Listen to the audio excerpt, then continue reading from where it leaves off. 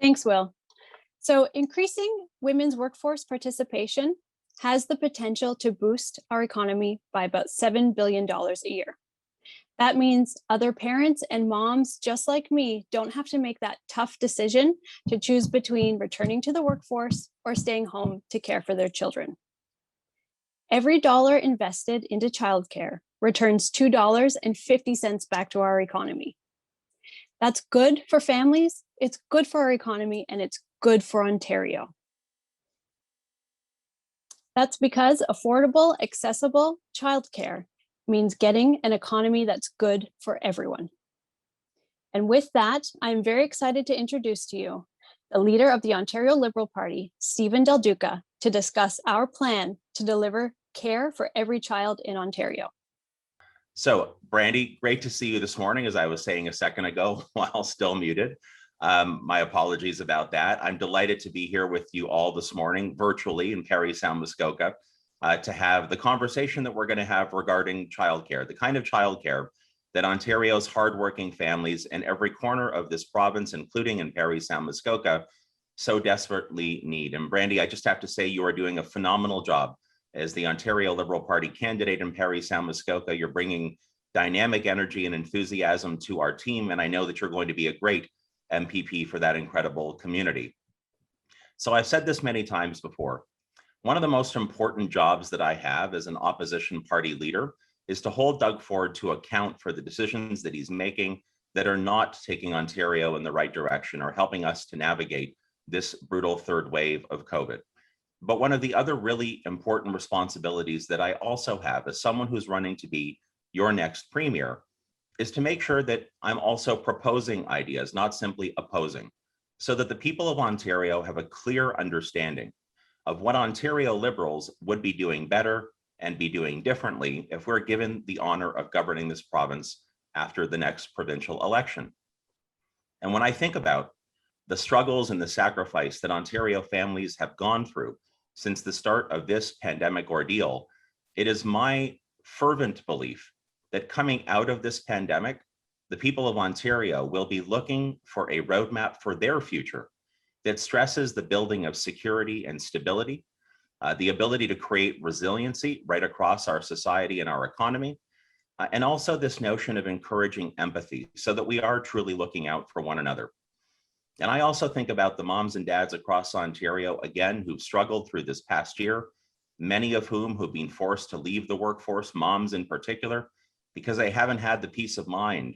They've had to choose between raising their kids or pursuing their career. And I don't believe in a province that's as prosperous as ours, that kind of choice should be necessary. So we have worked hard to develop a comprehensive, detailed plan. We're calling it Care for Every Child, that when fully implemented will ensure that every single Ontario family, regardless of where they live and regardless of their personal circumstances, every family that needs childcare will be better off than they are today. And how are we going to deliver on that? Well, here are the details. First of all, I believe there's a very important need to move quickly. So you will all know that the next provincial election is scheduled to be on June the 2nd of 2022. According to our plan, which we call Care for Every Child, within 100 days of taking office, we will deliver a dramatic discount to the families that are using before and after school care across Ontario. Currently, those families are paying on average between $20 and $22 per day per child. Ontario Liberals will take that down to an average of $10 a day, which will save those families about $2,300 per child per year for the care that they need before and after school.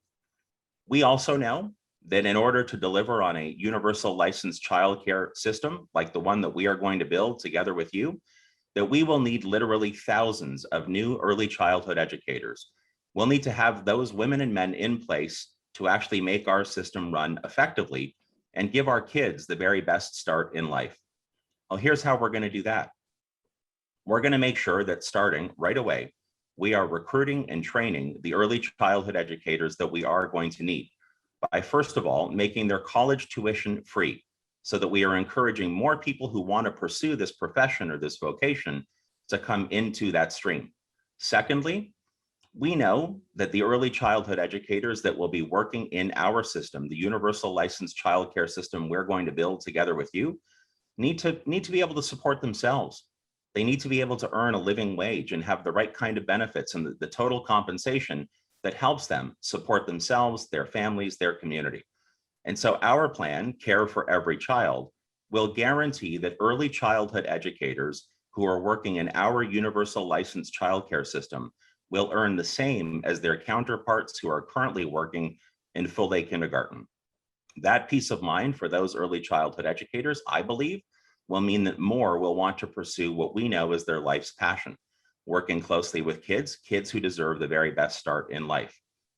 Number three, our plan calls for phasing in the total package of the care, but by the end of 2024, my commitment, my pledge to you is that we will have delivered right across Ontario a universal licensed $10 per day childcare system for every family in Ontario that wants or needs it. So that's within 2.5 years of taking office. Whether your child is an infant, whether your child is a toddler or a preschooler, that system will be in place for you. It'll be $10 a day, and the quality care that we are going to be providing will be reliable, it will be accessible, and it will be affordable. And on the affordability piece, let me just say at $10 a day, that means that for families right across Ontario, the average savings will be 80%. It'll be 80% cheaper than what they're paying right now in this province. And again, on average, that means families will save roughly $10,000 per child per year, which is extraordinary. Think about all the hardworking families in this province who work harder at each and every year, but feel like they're falling further and further behind. This will give them an incredible boost. Next, we know that not every family in this province will want or need a licensed childcare space, and that's okay. Different families in this province deserve to make their own choices about how they want to care for their kids. Some families may have a grandparent available to help. Some others might pursue some other creative solution that works best for them. I want those families to know that Ontario Liberals have their back too. And we're going to be able to support them by keeping in place the existing childcare tax credit that can already be used in Ontario today. That existing childcare tax credit under our plan will in fact be enhanced by 50% to provide even more support to those families who choose to not use licensed universal $10 a day childcare, a really good boost for them. Lastly, I want to talk just a quick second about the existing parental leave program in Ontario. Many of you will know that is a plan that today is available for moms or dads for up to 18 months. But there's a catch. The catch is that the benefits that are paid out through this program from employment insurance don't extend all the way through for the 18 months. They only really adequately cover the first 12 months. After that, effectively, what an individual on the leave program receives is reduced. Well, Ontario Liberals in our plan, Care for Every Child, we intend and we will top up the parental leave program so that a mom or a dad who chooses to stay home for the full 18 months will not see their benefits reduced at all. Again, giving them the peace of mind to do what makes sense for themselves, their child, and their family. All in all, this plan is comprehensive. It's ambitious. It's comprehensive. It will leverage the federal support that's being provided or has been offered in the most recent federal budget, the multi-billions of dollars that the federal government's making available for provinces like Ontario to tap into in order to deliver universal licensed $10 a day childcare. I'm excited about this plan because I know it's going to be good for kids. I know it's going to be good for families, but I also know as a former economic development and growth minister here in this province, that it's going to be good for our economy. The return on the investment that we will be making will be extraordinary. We're talking about multi-billions of dollars that will be coming back into our economy growing because more women, more moms are easy. It's an easier decision to go back into the workforce. This isn't just Stephen Del Duca and the Ontario Liberal Party saying this. This is the Royal Bank of Canada and the Ontario Chamber of Commerce and the Conference Board of Canada and so many others. So this is good for society. It is good for families. It's fantastic for kids. And it's also a really important part of Ontario's economic recovery, a recovery that needs to work for all of us.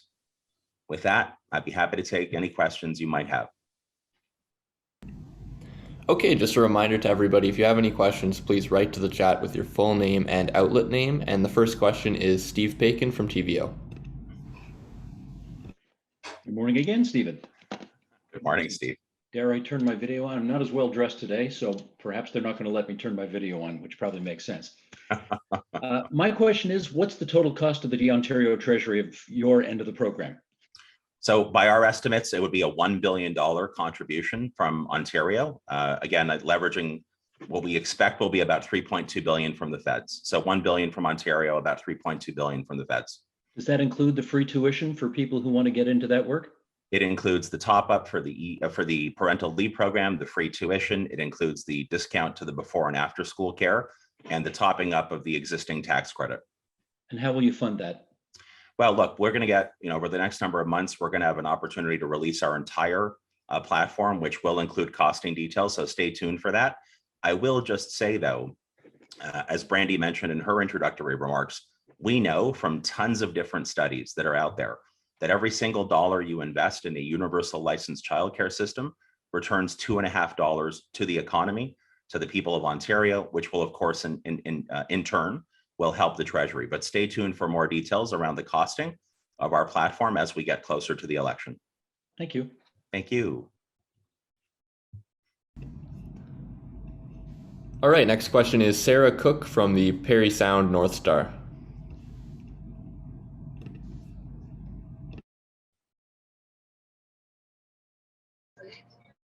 Hi, everyone. I'm just wondering, how will the Care for Every Child impact current licensed daycare facilities?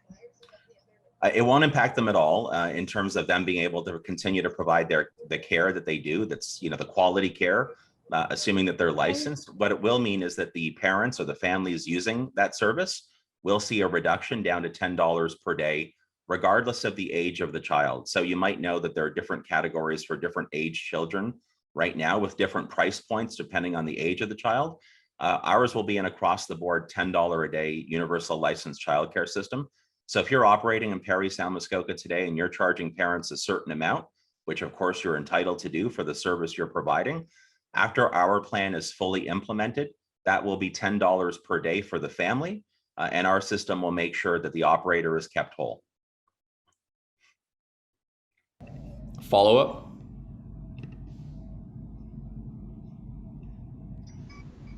No, that's great. Thank you. Thank you so much. All right, seeing as there are no other questions on the line, I'm going to pass it back to Steve Bacon. He has one other question. Sure.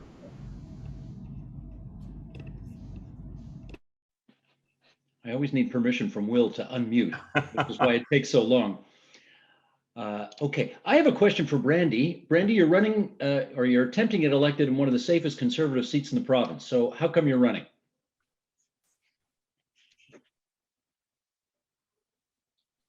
And you have to unmute. There we go.